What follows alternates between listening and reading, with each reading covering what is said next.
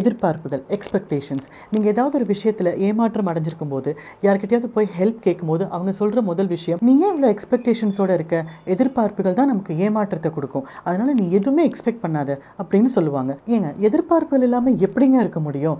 சின்ன சின்ன எதிர்பார்ப்புகள், சின்ன சின்ன சர்ப்ரைசஸ், இதெல்லாம் தானே நம்ம வாழ்க்கையை ரொம்ப அழகான தருணங்களாக மாற்றுது இல்லையா? அப்போ எதிர்பார்ப்புகள்லாம் என்ன, அதை நம்ம எப்படி டீல் பண்ணணும் அப்படின்னு இன்றைக்கி பார்க்கலாம். எக்ஸ்பெக்டேஷன்ஸில் நம்ம நிறைய விதங்கள் சொல்கிறோம். அதில் இன்றைக்கி நம்ம முக்கியமான 4 எக்ஸ்பெக்டேஷன்ஸ் பற்றி தான் நம்ம பேச போகிறோம். முதல்ல ரியலிஸ்டிக் எக்ஸ்பெக்டேஷன்ஸ், அதாவது நம்ம டே டு டே வாழ்க்கையில் நடக்கிற சில விஷயங்களை நம்மளால் ஈஸியாக கணிக்க முடியும், ஈஸியாக எக்ஸ்பெக்ட் பண்ண முடியும். ஃபார் எக்ஸாம்பிள், இந்த மாதம் நமக்கு எவ்வளோ சம்பளம் வருதோ மோரர்லெஸ் அதே அளவு தான் அடுத்த மாதம் வரும்ன்றது நமக்கு தெரியும். நம்ம குழந்தைங்க யூஸ்வலாக 2வது ரேங்கோ 3வது ரேங்கோ எடுக்கிறாங்க அப்படின்னா அப்போ அடுத்த மாதமும் அதை ஒட்டி தான் இருக்கும் அப்படிங்கிறது ஒரு நார்மலான எக்ஸ்பெக்டேஷன்ஸ்.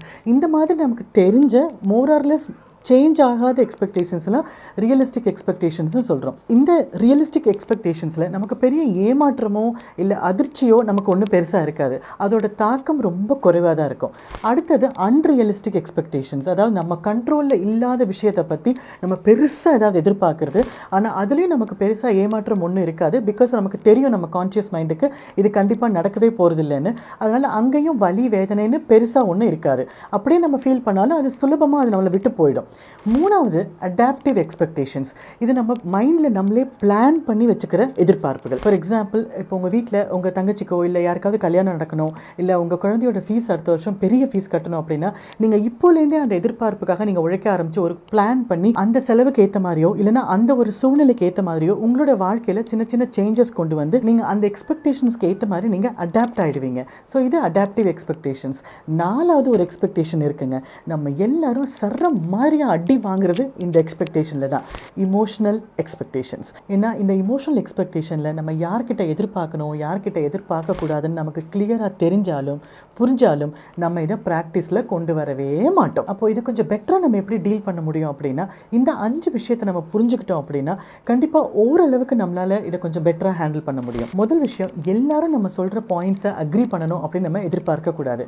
ஏன்னா எல்லாருக்குமே வேறு வேறு ஒப்பீனியன்ஸ் இருக்கலாம், வேறு வேறு ஐடியாஸ் இருக்கலாம். ஸோ நம்ம சொல்கிறது எல்லாத்தையும் மற்றவங்க அக்ரி பண்ணணும் அப்படின்னு நம்ம எதிர்பார்த்தோம் அப்படின்னா ஏமாற்றம் நமக்கு தான் மிஞ்சும். 2வது, நமக்கு கொடுக்குற மரியாதையும் அன்பும் அதே அளவில் தான் மற்ற எல்லாரும் நமக்கு கொடுக்கணும் அப்படின்னு எதிர்பார்க்குறதும் ஏமாற்றத்தை நோக்கி தான் போகும். 3வது, நீங்கள் ரொம்ப நேசிக்கிற நபர்கிட்ட கொஞ்சம் சேஞ்சஸ் வரணும்னு சொல்லி நீங்கள் அன்பாக அனுசரணையாக எடுத்து சொல்லும்போது கூட அவங்க உடனே அதை அக்செப்ட் பண்ணிவிட்டு ஓவர் நைட்டில் சேஞ்ச் ஆகிடுவாங்கனோ இல்லை ஒரு 2-3 மாதத்துக்குள்ளே சேஞ்ச் ஆகிடுவாங்களோன்னு எதிர்பார்க்க முடியாது. ஏன்னா அவங்களுக்குன்னு சில ஒப்பீனியன்ஸ் இருக்குது, அவங்களுக்குன்னு சில ப்ராக்டிஸ் சிஸ்டம்ஸ் இருக்குது.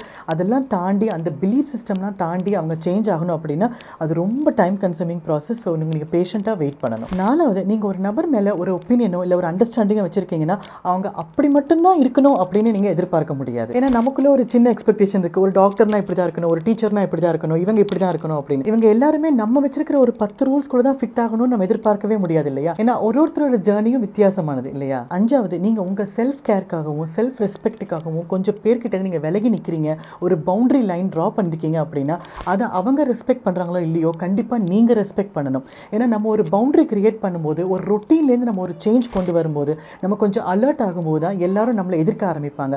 அந்த டைமில் நான் கான்ஃபிடென்ட்டாக தான் நிற்பேன், அவங்க எப்படி இருந்தாலும் பரவாயில்லன்னு அவங்க மேலே உள்ள எக்ஸ்பெக்டேஷன்ஸை நீங்கள் கொஞ்சம் தள்ளி வைக்கணும்.